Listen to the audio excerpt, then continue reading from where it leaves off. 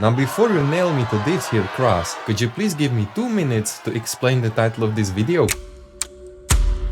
Wonderful, so I don't know if it's just me, or if with the release of every great video game remake, remaster or reboot, there can always be fun people labeling themselves as OG fans, constantly complain about something. And I don't mean complaining about something meaningful, like for example the RE3 remake Nemesis being more or less just a Temu version of the original. Yo man, come on, it's my first day. It was Leon's first day too, look what he did. I stole these jokes from Reddit.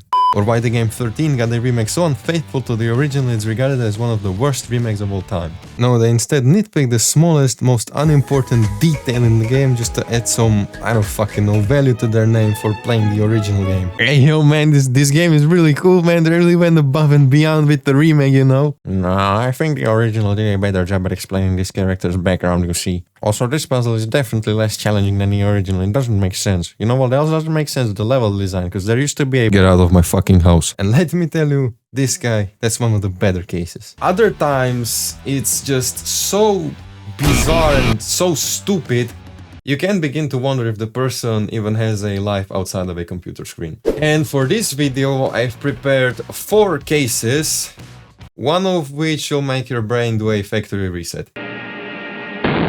And I hope by now I've successfully established what I meant by OG fans in this here title. And now that you and I both know you don't fall into that category, you can continue peacefully enjoying this video. And if you do, I'll begin with a chapter I'd like to call the recent haters. You see, with the release of many trailers after Game Awards 2024, it's once again more or less the same thing, with these self-proclaimed experts coming to shit on games that aren't even out yet. I don't mean people shitting on Intergalactic and Naughty Dog. I don't know about that, I'm not a PlayStation gamer myself. Yet. I'm talking about people like this. Please tell me it's not female best main character. She isn't even a witcher. There's a literal ending where she becomes a witcher. Not interested. Our choice should have just let you create your own character, like CP. Very shocked to see how controversial it was. New setting, new story, new characters. The story wrapped up fine with 3. Well, I'd say I'm just not the target audience anymore. Man, I'm skipping so many games these days. Might be time to hang up the pad. Might be time to hang your Another game forcing a strong female girl boss as the protagonist. Vulture 4 dislike, big dislike. Don't play it then. Does this mean you're gonna play as Siri?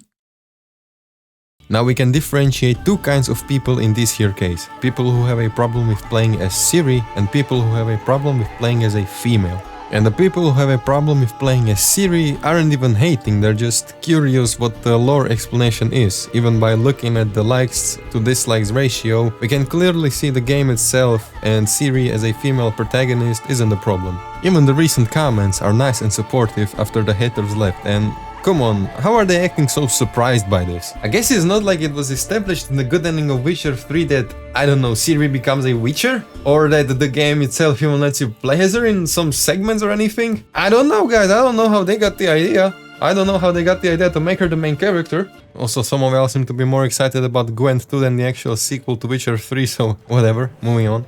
I was never good at Gwent, guys. Another thing I noticed people complain about a lot is the fact that the newest installment in the Mafia series, Mafia Old Country, although set in Sicily, the crown capital of the Italian mob, won't have Italian dub. Anti-Italian discrimination. It will, however, feature some voice lines in Sicilian, so yes, the people of Sicily, they have their own language, and no, it's not that different from Italian. You're welcome. Except I just lied to you, well, not regarding the whole Italian dub thing, that is real, but because the dumbest thing I saw people criticizing this game about was this. Mafia the Old Country is gonna be a strange experience to say the least. There won't be that many cars or motorcycles, if any. No radio inset cars, just horse riding. You may be thinking, but Marv, he's not even really hating and even says he's open-minded to the concept. And well, you'd be right, as once again we can find the biggest haters in the comment section. Most of them complaining that the game will be linear because of the lack of internal combustion engine powered transportation.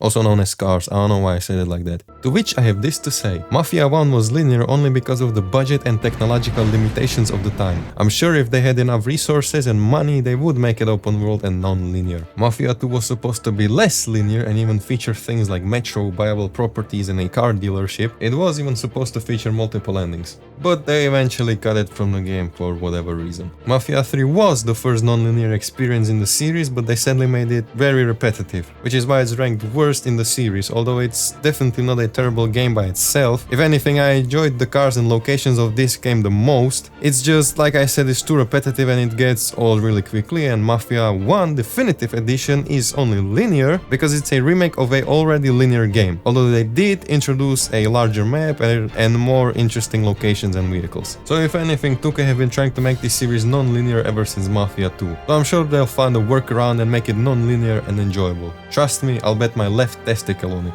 And to be honest, I don't think many people are gonna mind the switch from cars to horses as long as the game is able to deliver on the story and the gameplay.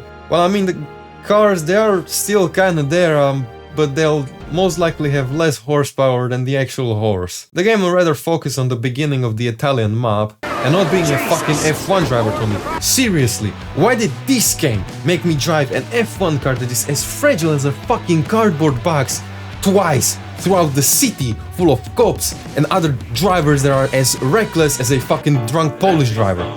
And I think that's all I really had regarding the newly announced games, so with all that said, I think we can move to the main course, the main dish of this video.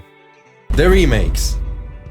Now the first game I want to talk about is the Silent Hill 2 remake, a remake so good that probably no one is surprised that it's regarded as the best horror game of the year. I think it even won the award. But then there's this guy complaining, and get ready because this is the one where I said your brain's gonna hurt at the beginning of the video. He's complaining that Maria, one of the main characters, is not enough of a hoe for his liking. No! Just no! This shit, by the way, came out 6 months ago. The game, or 7 by the time this video is out, the game came out in October.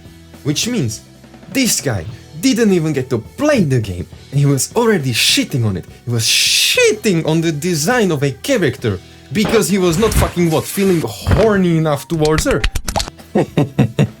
And don't even get me started on a new Angela redesign, like, what? Why do you want every female character in video games to be sexualized?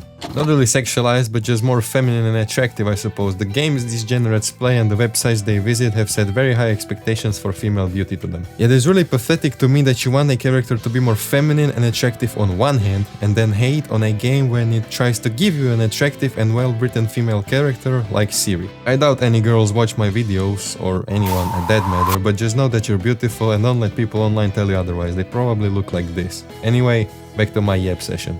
Like, what the fuck is actually wrong with you? Who gives a shit? As long as the writing is good, who gives a shit that you give a character a different clothing or a different hairstyle? Nobody would give a shit as long as the character is written good. That's what remakes should be about. Nothing else should really matter, but whatever. Let's move on. I'm losing fucking brain cells. I wish I had alcohol here. I actually did at one point, but YouTube said no, you cannot drink, so I just have fucking water. Or maybe it's vodka, you don't know. YouTube can know, so fuck you. These people are probably pushing 30, still live in their mother's basement, spend thousands of dollars on anime body pillows and figurines, probably have the highest rank on League of Legends, Dominic! Yet they still dare to open their mouth on how a perfect or ideal woman should look like. I'm out of breath, bro. You can make this shit up. Contrary to this fucking cuck, I think everybody had praised Maria for being better in just about every aspect than the 2001 original, where she was like 90% hoe from what I've heard, so good job, now she's an actual believable human being. All of the characters are in fact.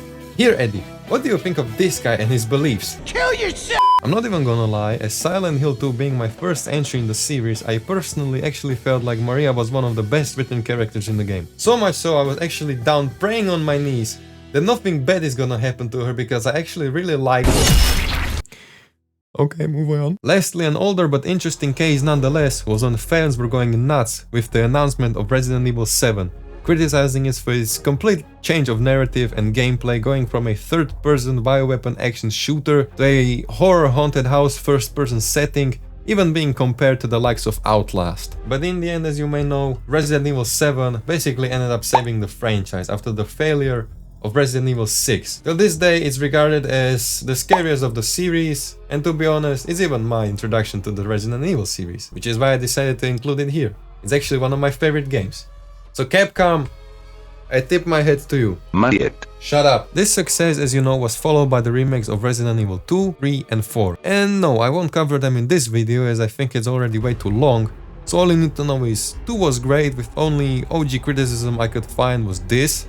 Pause if you want to read this, but I think this reply sums it up perfectly. 3 was a bit of a letdown for OG fans. And then there's RE4. Personally, 10 out of 10 won't play the original again. I was originally also going to discuss the claims that for some people GTA 6 trailer seemed too vogue, but I think I've already managed to establish my point and I really don't want to listen to these smooth brains any longer than I have to. So conclusion, don't listen to people talking shit without even playing the game first. Now please like and subscribe, and let me end this video with a lyric from Himalayas which I thought was fitting for this video. Find yourself in the rearview mirror, disappointment getting clearer. Never could you love yourself, so you love to hate.